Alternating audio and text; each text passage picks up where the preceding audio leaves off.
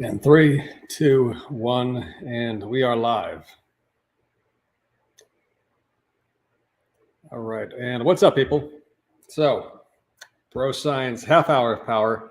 I'm testing out a little bit of a new lighting setup, which is some new ring lights I got. Also trying to see what the light looks like during the daytime versus nighttime. I was doing these pretty late at night the last few days. But regardless, those of you who are new here, the way this works is very simple.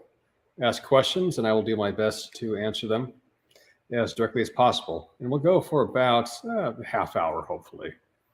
I'm also doing an experiment to see what times of the day and the week also get the most viewership. So this is Saturday afternoon. It's almost 5 o'clock. Maybe that's a good time. Maybe that's a bad time. I don't know. We'll find out. What's up, Williams? I see you are on X as well.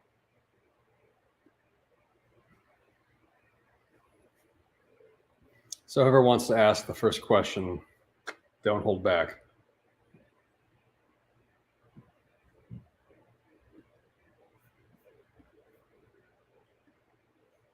This is working on YouTube, and yes, it is. All right. So yeah, I have this streaming to YouTube and to Twitch as well. I don't know if any of you guys are on Twitch. That's not a platform I'm really familiar with, but it was suggested to me if you're going to stream, why not stream there at the same time? So sure, why not?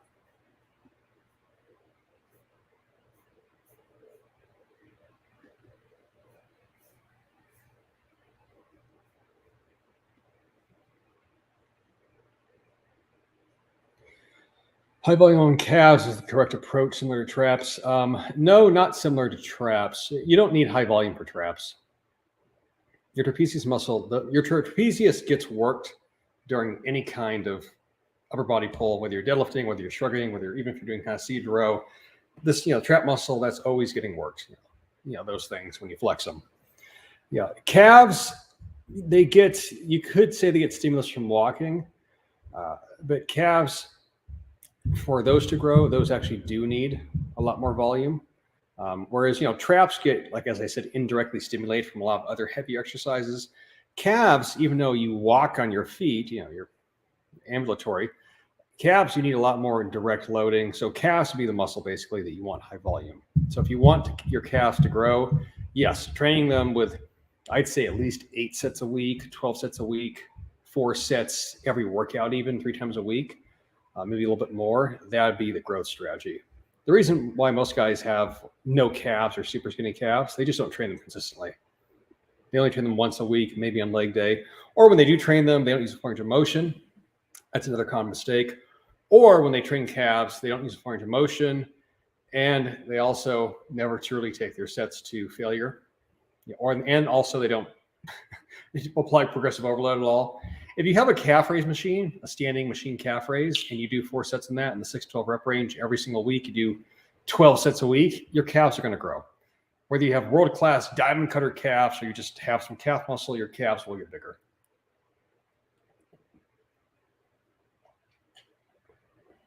But going back to trapezius, though, do shrugs twice a week. If you're doing shrugs, you're doing some kind of heavy pull, a deadlift, a rack deadlift, block pulls, you're doing a lot of heavy rows, your shrugs are probably going to get bigger. That's usually not a stubborn muscle group for most guys. So hopefully that answered the question.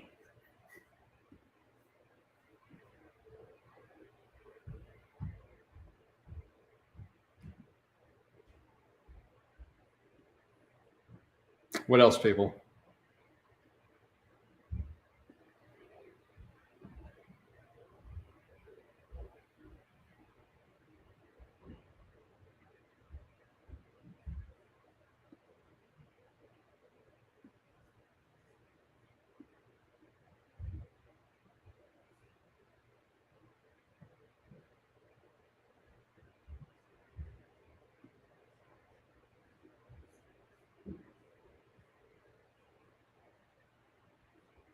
.300 people need to speak up. Yeah, this always happens. This is the big difference between X versus Twitter when it was Twitter. When it was Twitter, you do periscopes, and I'd have questions just flying at me nonstop. You remember. if you were around back in 2018. Now everybody on X has forgotten how to do live video. So you stream, and yeah, I've done these a few times, but it always takes like 5 or 10 minutes before anyone gets comfortable to ask questions. Yeah, the meta changed on the platform. And also, I think a lot of people don't know how to use the comment function. They literally just forgot, or they never used it before. Excuse me.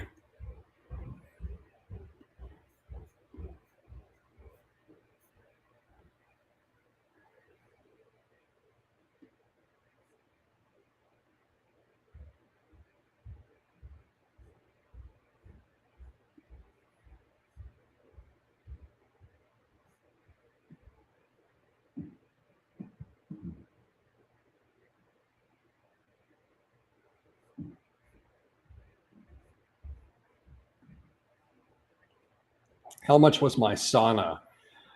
So I'll put this up on screen. So I got the sauna from High Tech Health. I don't remember on the exact amount, honestly. My wife basically bought our sauna.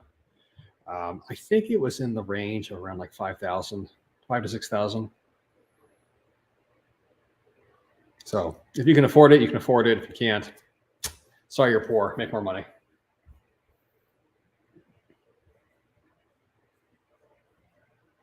Use chat buttons, chat. Thanks, Josh.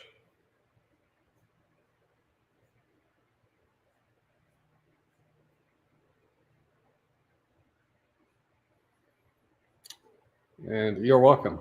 Yeah, I'm not one to be cheap with my health. Not that everything to be not to imply that all healthy habits are expensive. It's not the case at all. There was something like an infrared sauna. I wanted the highest quality. I wanted the best. I want something that was easy to take apart, that I knew would work from a reputable company. So we went with High Tech Health after looking at a few different companies, a few different models. They've been around a long time, and they had the product delivered. It was very easy to put together. We actually put together ourselves. I was impressed with the construction design. It was also very easy to take apart. So we've moved a few times. We've taken it with us each time, taken it apart, but to put it back together. It's really, really well made. And if you go to High Tech Health, you have to call up on the phone too. They don't do online orders, purely over the phone sales, which I actually liked, very old school. Tell them AJAC sent you, and you'll get some discount on a new sauna if you want one. What are the pros? Here we go. What are the pros and cons of squatting with a plate under your heels? Been doing that recently, and it has helped my balance. I would not say there are any negatives.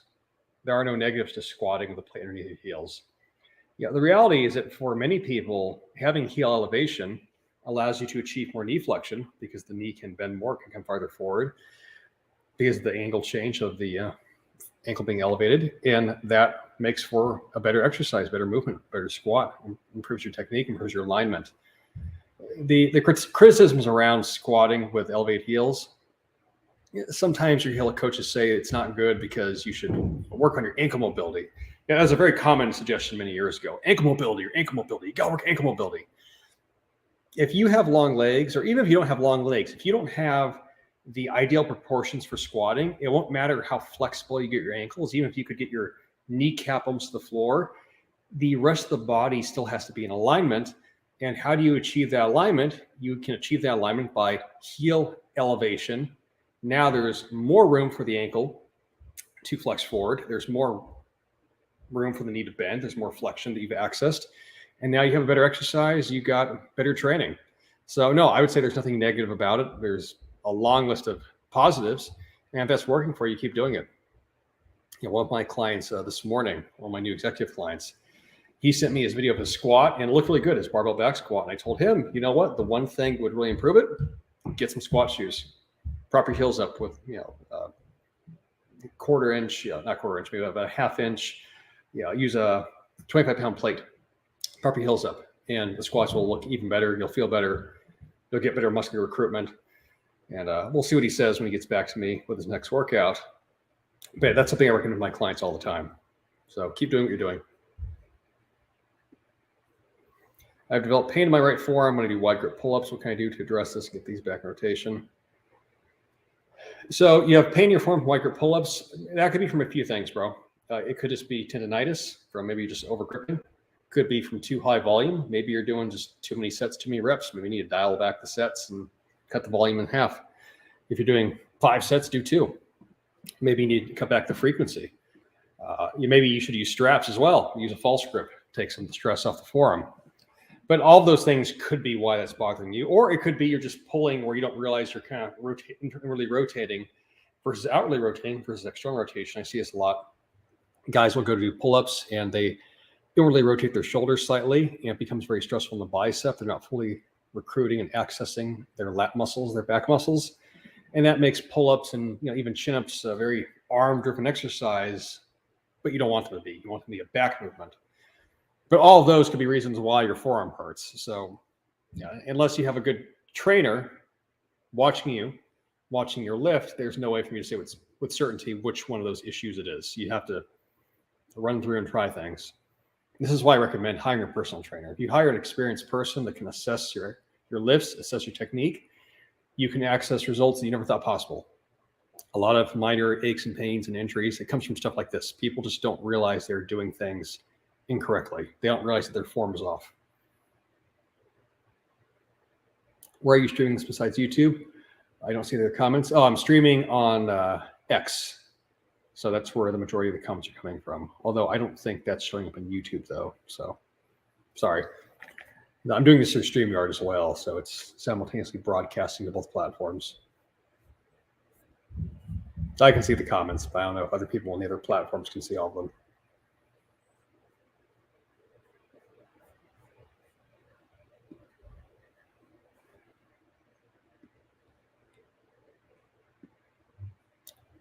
Leg gains came through once I dropped weight and really into form. Yeah, that's a common experience. A lot of guys just lift with crappy technique. They don't realize it. I've seen many form videos at this point in my career. I've trained thousands of sessions.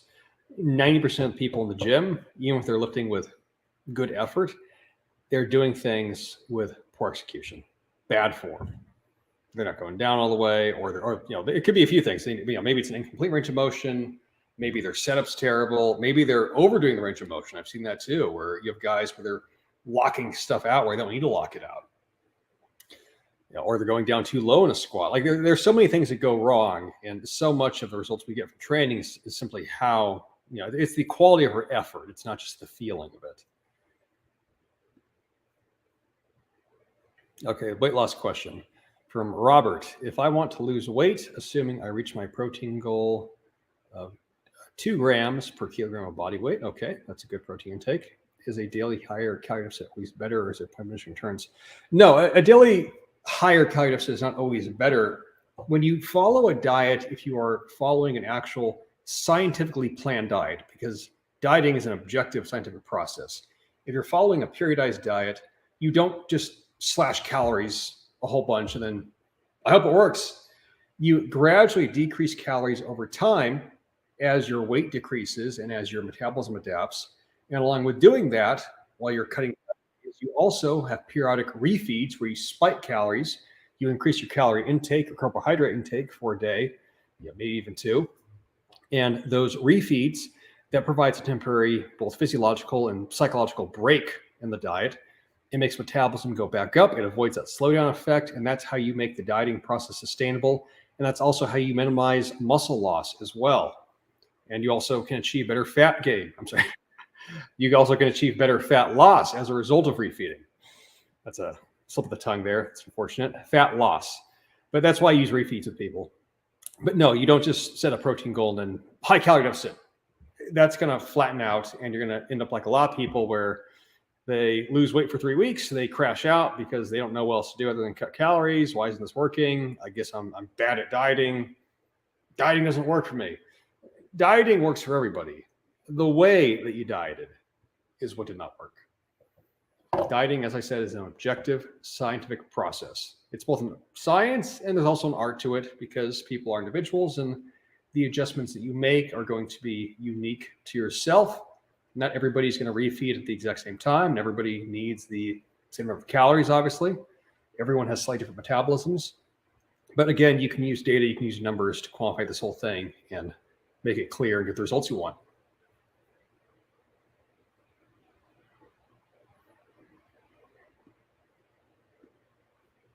And you're welcome. What's up? Juice0618. Love what you're doing. Thank you. I appreciate that.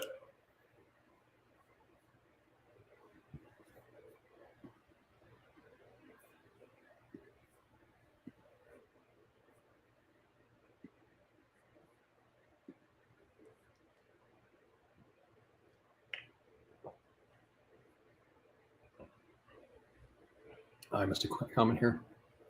Awesome. Thanks for years. I didn't do squats because I have spina bifida, and I could never line myself right. Thank God they through my trainer. Yeah, like you can still sometimes squat with that condition. Yeah, again, it just depends upon alignment. Yeah, a lot of coaches, like I was saying, are very adverse to this idea of using modification. But the point of an exercise is to put your body, your individual body, in the best biomechanical alignment to move. And if that requires heel elevation or propping the body up or adjusting the seat or whatever the case may be, make the necessary adjustments. This chair is slowly sinking right now. I don't know why. Hold on, guys.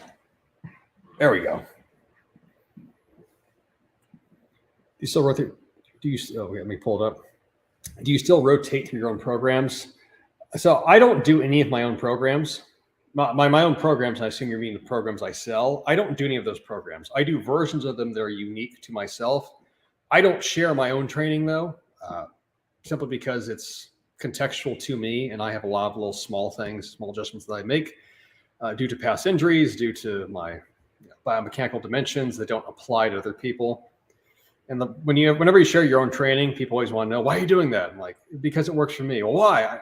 I don't feel like explaining. That's why I never post my workouts anywhere. It's like, what do you do? I'm like, I do compound movements with progressive overload in the 5 to 10, sometimes 6 to 12 rep range, and occasionally higher reps. And I train to get stronger over time. All the principles that are in my programs, those are the same principles that I follow. The actual workouts, that again is unique because I've been training a long time. I know it works for my body, but what works for me is not necessarily going to work for you.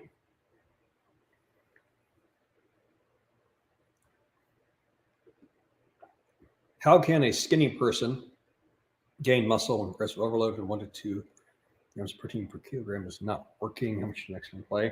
I would really question that the protein intake and progressive overload are not working. I've never had a client where progressive overload and protein did not work.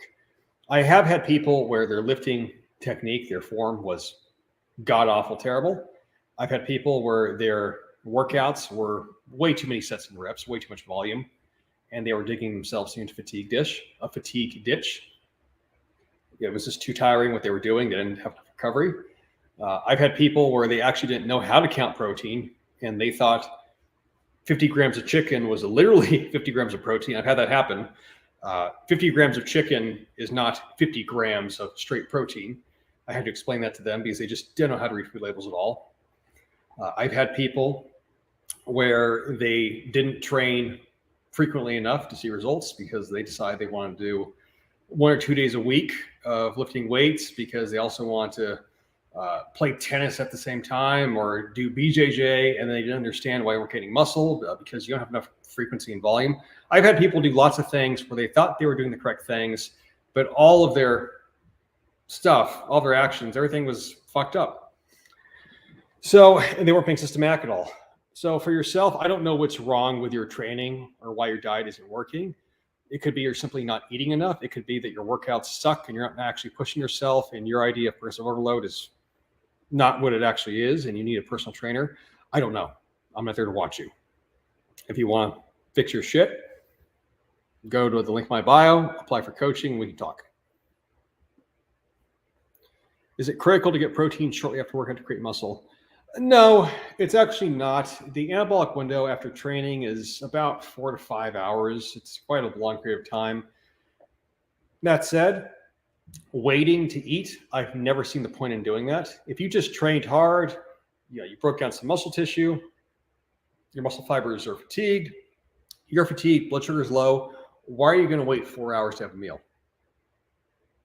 Why? I have no idea. Like, I've never gotten a good answer from this. People will love to crap on the bro concept of like the anabolic window and you're going to lose your gains. Like, yeah, actually, the anabolic window is like a barn door. It's a longer length of time than we think. Okay, so that's great. What's the point of waiting to eat? Your muscles are pumped, your muscle cells are open for nutrients. Why are you going to delay recovery by delaying your post-workout meal? The sooner you eat after training, the faster you're going to recover. Do you have a study for that? I got 15 years of clients that I've had doing this. The sooner you eat after training, the sooner you will recover, the better your overall gains will be, because you need to be eating protein-rich meals throughout the day to hit the necessary level of protein intake for your body to grow. Trying to put off your meal times just completely breaks the schedule. Are you going to binge out on what, 200 grams of protein at the end of the day? You're going to eat 2 or 3 pounds of food, trying to slam what, chicken breasts to get protein intake in? I don't understand it at all. There's this sort of like anti-bro practice. There we go. There's this kind of anti-bro practice sentiment sometimes in the fitness industry where everything that bros do is stupid. That's not the science. But then the science recommendations are basically non-recommendations. Timing doesn't matter. When you train doesn't matter. When you should, eat anything doesn't matter. Hydration, lots of things to work for hydration. What actually works in getting real results? Results over everything. That's what I care about. I care about results. So for yourself, is it critical to get protein intake in after working out? It's not critical, but it sure as hell works, and it's better than the alternative of waiting.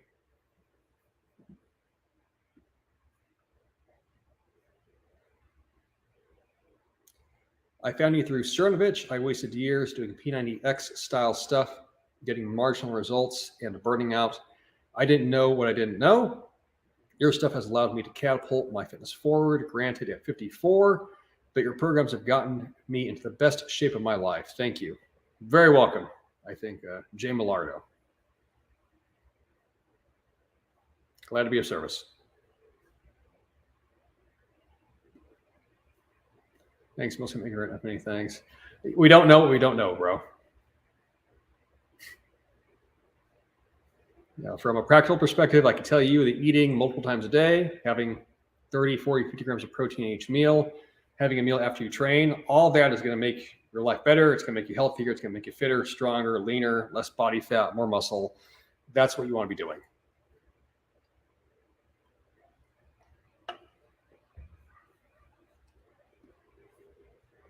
Elbows and knees have been bugging me more than usual. What should I do to fix it? Don't currently take supplements. And I eat salmon 1 to 3 times a week, maybe lifting too often and heavy. Maybe lifting too often and heavy. Possibly.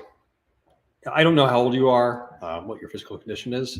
But if your joints are starting to hurt you, especially knees, elbows, I assume you're training legs, you're training upper body, and you're noticing that they're feeling worn out, you probably need to dial back the volume potentially, maybe reduce the number of sets, or maybe you need a deload week. Maybe you need to take a week off, allow your body to fully recover. And after that deload, your joints will feel fresher, and then your body will feel fresher. It'll be recovered. And then you can reassess your training plan and see what changes you might need to make.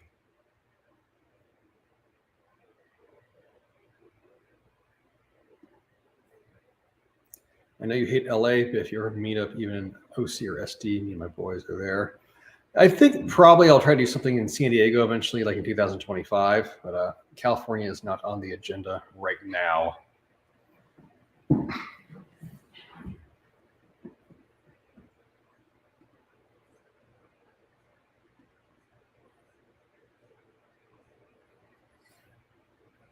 Oh, we actually managed to get to 1,000 viewers. Not bad. Okay, definitely seems that nighttime is the better time to do these. But the fact that we can do 1,000 people on a Saturday afternoon, that's pretty good.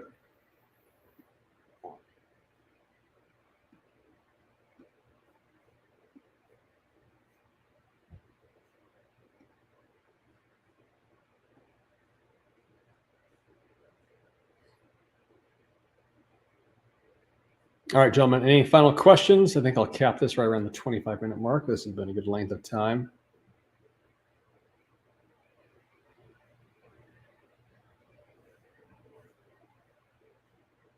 I'll give you guys a minute. Let me put this on the screen.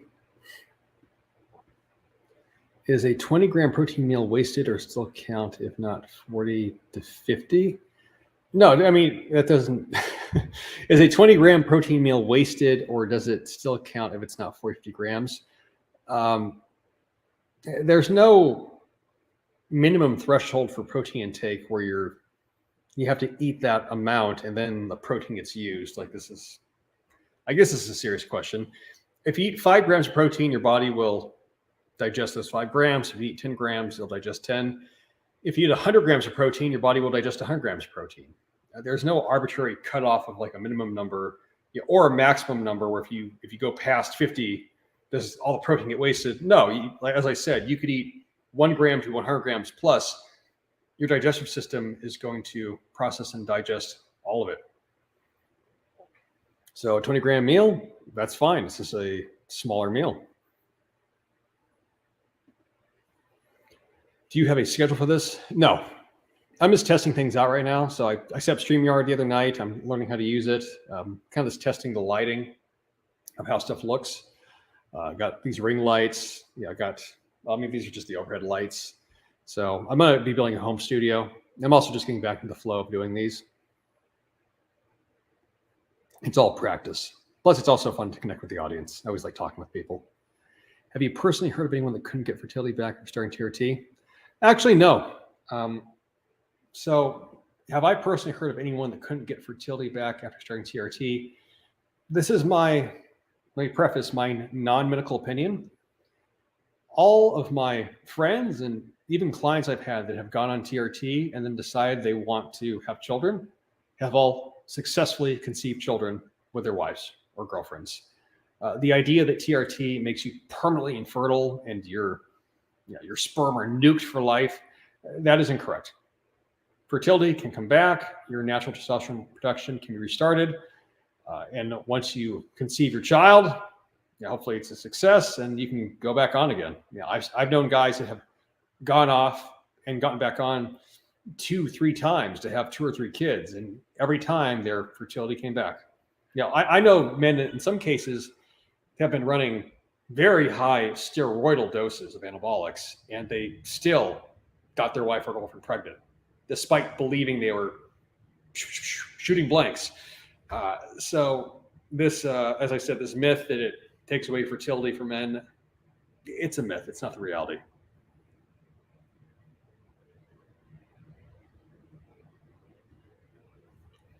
So last question. So I got a neurogenic kidney, GFR, filtration is 90. Was told to limit my protein intake. How should I calculate my daily protein consumption? This is outside my wheelhouse, bro. I am not a doctor. I would tell you, go talk to a physician, get a second opinion.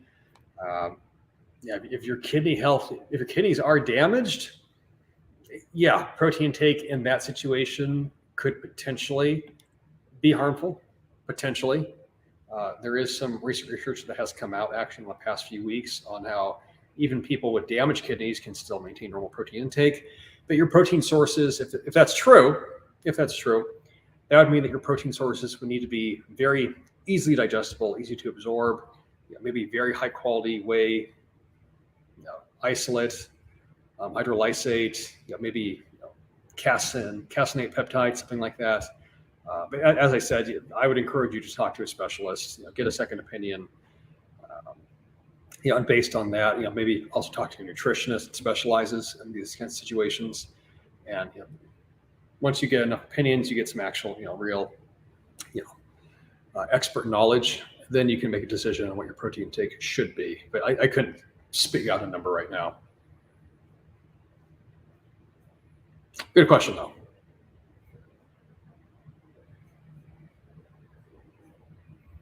All right, gentlemen, good talk. We'll do this again next week, and I'll talk to you all again.